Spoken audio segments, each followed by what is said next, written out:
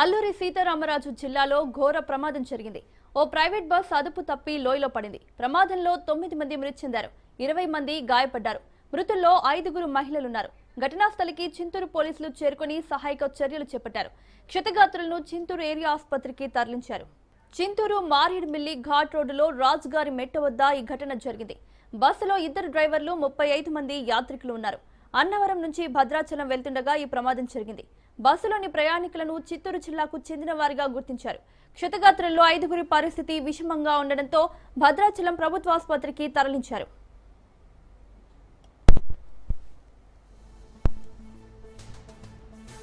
వ్యక్తం చేశారు. క్షతగాత్రులు త్వరగా కోలుకోవాలని ఆకాంక్షించారు. ప్రమాదంలో మరణించిన వారి కుటుంబాలకు 2 లక్షలు, గాయపడిన వారికి 50,000 రూపాయల ఎక్స్గ్రేషియాను ప్రధాని మోదీ ప్రకటించారు.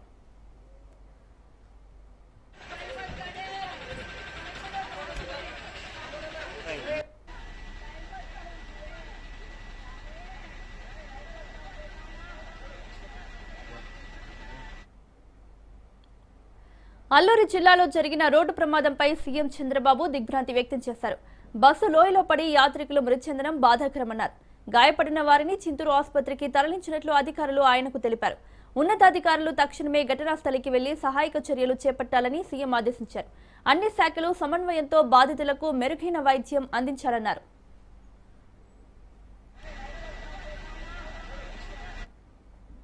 బస్సు ప్రమాదంలో గాయపడిన వారిని చింతూరు ఆసుపత్రిలో రంపచోడవరం ఎమ్మెల్యే మిరియాల శిరీష పరామర్శించారు. ప్రమాదం జరిగిన తీరును అడిగి తెలుసుకున్నారు. బాధితులకు అన్ని విధాలుగా అండగా ఉంటామని భరోసా ఇచ్చారు. అల్లూరు జిల్లా చింతూరు ఘాట్ రోడ్డు వద్ద ప్రైవేట్ బస్ బోల్తా పడ్డ ఘటనలో 9 మంది మృతి చెందారు. 20 మందికి పైగా గాయపడ్డారు. క్షతగాత్రులను భద్రాచలం ప్రభుత్వ ఆసుపత్రికి తరలించారు. ఆసుపత్రిలో చికిత్స పొందుతున్న వారిని హోంమంత్రి అనిత, మంత్రులు సంధ్యారాణి, రాంప్రసాద్ రెడ్డి పరామర్శించారు. ప్రమాదంపై ప్రధాని మోదీ దిగ్భ్రాంతి వ్యక్తం చేశారు. మృతుల కుటుంబాలకు రాష్ట్ర ప్రభుత్వం నుంచి 5 లక్షలు, కేంద్రం నుంచి 2 లక్షల రూపాయలుగాను, తీవ్రంగా గాయపడిన వారికి 2 లక్షలు, సెంట్రల్ నుంచి 50,000 రూపాయలు ఎక్స్గ్రేషియా ప్రకటించారు. సాయంత్రం 6 తర్వాత ఘాట్ రోడ్లో ప్యాసింజర్ వాహనాలను అనుమతివ్వకుండా తగిన జాగ్రత్తలు తీసుకుంటామని హోంమంత్రి అనిత తెలిపారు.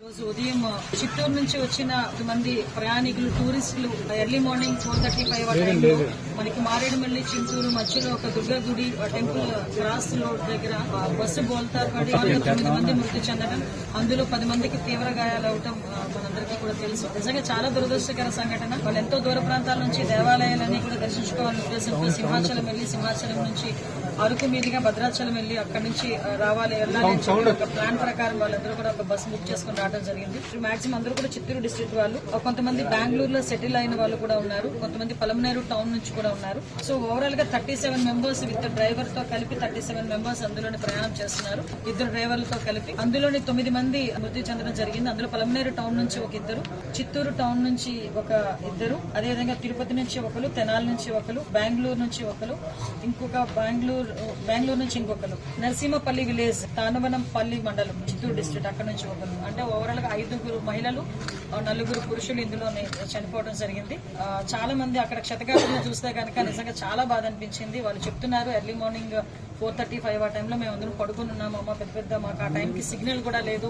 ఆ నియర్ బై వచ్చిన వాళ్ళందరూ కూడా మమ్మల్ని చూసి డిపార్ట్మెంట్ వాళ్ళందరికీ కూడా ఇన్ఫార్మ్ చేయడం వల్ల పోలీస్ డిపార్ట్మెంట్ వాళ్ళు అందరూ కూడా నియర్ బై అందరూ వచ్చి ఇమీడియట్ గా మమ్మల్ని అందరినీ కూడా హాస్పిటల్ షిఫ్ట్ చేశారని చెప్పారు. ఇక్కడ ఇమీడియట్ గా వచ్చి రెస్క్యూ ఆపరేషన్స్ చేసి యాజ్ ఎల్ యాజ్ పాసిబుల్ ఇక్కడ చిత్తూరు హాస్పిటల్ కూడా క్షతగాత్రులందరినీ కూడా ఇక్కడ తీసుకురావడం జరిగింది. వీరందరికీ కూడా మెరుగైన వైద్యం అందించడానికి రాజమండ్రి నుంచి కూడా కొంతమంది ఆర్థోపెడిక్స్ డాక్టర్స్ అందరినీ కూడా ఇక్కడికి షిఫ్ట్ చేసి వీళ్ళందరికీ కూడా ఇక్కడ ఇమీడియట్ గా ట్రీట్మెంట్ ఇవ్వడం కూడా జరిగింది.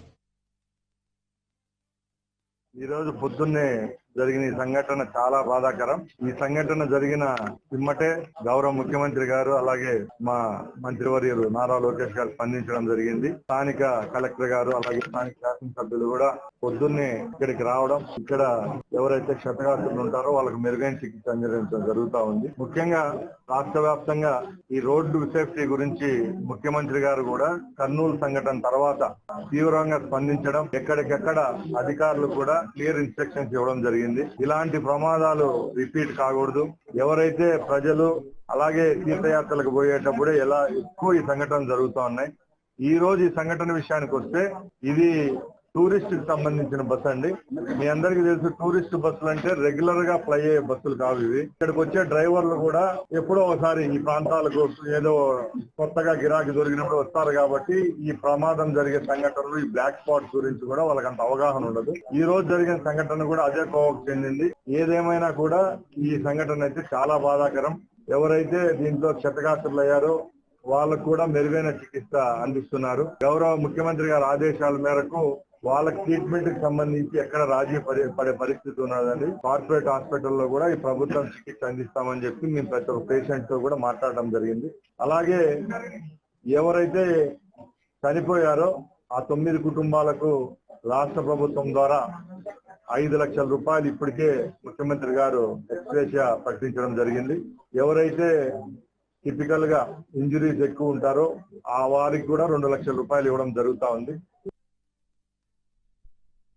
37 మంది ప్రయాణిస్తున్నటువంటి ఒక ప్రైవేట్ బస్సులో 5 మంది ప్రయాణికులు, 2 డ్రైవర్లు. ఎర్లీ మార్నింగ్ 12 సమయంలో బస్సు ఎక్కిన తర్వాత పూర్తిగా రివర్స్గా పడిపోయింది. పూర్తిగా తిరిగి పడింది. మీరు కూడా చూశారు అక్కడ. దానివల్ల 37 మంది కూడా బస్సులో అలా ఉండిపోవడం జరిగింది. అక్కడికక్కడే 9 మంది చనిపోవడం చాలా బాధాకరం.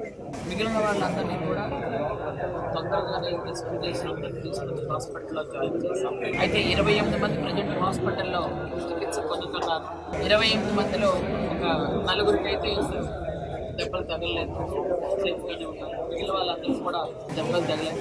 అందరికీ మిగిలిన ఈ 28 మందిలో ఎవరికి కూడా ఇంకా ప్రాణాపాయం లేదు, అందరూ సేఫ్గానే ఉన్నారు. ఇప్పుడు ఈ పేషెంట్లు ఎవరైతే ఉన్నారో వాళ్ళందరూ కూడా ఎవరికి ఏ హాస్పిటల్ కావాలి అంటే హాస్పిటల్ పంపించడానికి మనమే ఇక్కడ నుంచి అంబులెన్స్ పంపించడానికి ఏర్పాట్లు మనమే గవర్నమెంట్ తరఫున మనం చేస్తాం. అందరూ ఇంచుమించు చిత్తూరు ఏరియా నుండి వచ్చిన వాళ్ళే కాబట్టి వాళ్ళు ఇక్కడ హాస్పిటల్లో వైద్యం చేయించుకుంటామంటే ఇక్కడ కానీ రాజమండ్రి కానీ ఎక్కడికైనా మనం తీసుకెళ్ళడం రెడీగా ఉన్నాం. కానీ వాళ్ళు మా చుట్టాలు అందరూ అక్కడ ఉంటారు కాబట్టి మేము అక్కడికి వెళ్ళిపోతామని వాళ్ళు అడుగుతున్నారు. కాబట్టి వాళ్ళని కొంచెం సెటిల్ అయిన తర్వాత వాళ్ళందరినీ తీసుకోవడానికి కూడా రెడీగా ఉన్నాం. ముందుగా అయితే వాళ్ళకి అందరికీ ట్రీట్మెంట్ అయితే జరుగుతుంది అందరికి కూడా. కానీ ఆపరేషన్ చేయడం అయితే మాత్రం ఆపరేషన్ చేయడం మేము మా గ్రామాలకు వెళ్ళిపోతామని